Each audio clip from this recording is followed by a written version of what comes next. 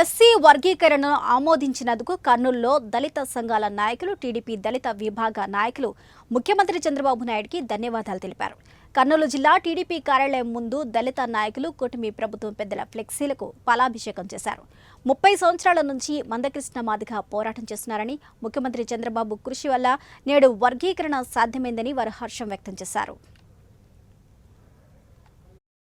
వర్గీకరించడానికి ఈ జగన్మోహన్ రెడ్డి అంగీకరించలేదు అనేటువంటి విషయాన్ని రాష్ట్రంలో ఉన్నటువంటి ప్రతి ఒక్క మాదిగ బిడ్డ గుర్తుంచుకోవాల్సినటువంటి అవసరం ఉంది.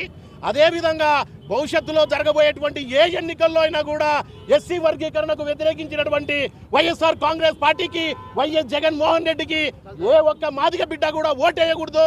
చంద్రబాబు గారికి రుణపడి ఉండాల్సినటువంటి అవసరం ఉంది. వర్గీకరణకు సహకరించినటువంటి చంద్రబాబు నాయుడు గారికి మాదిగ బిడ్డలుగా మేమందరం కూడా పాదాభివందనం తెలియజేస్తా ఉన్నాము. జై మా దళిత సోదరులు 30 ఏళ్ల నిర్విరామ పోరాట ఫలితమే ఈరోజు మాదిగల రిజర్వేషన్ పోరాటం. ఈ పోరాట ఫలితమే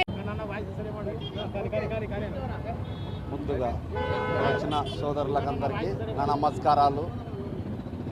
గత 30 ఏళ్ళ నుంచి మాదిగల పోరాటాన్ని మరి మన రాష్ట్ర వర్యులు నారా చంద్రబాబు నాయుడు గారు కూటమి ప్రభుత్వం వచ్చిన తర్వాత 10వ నెలనే మరి జరగబోతుంది. ఈ 10వ నెలనే పార్లమెంటులో జరగబోయిన సమావేశాలలో అత్యధిక మాదిగల్ని ముందుగా గుర్తించి మరి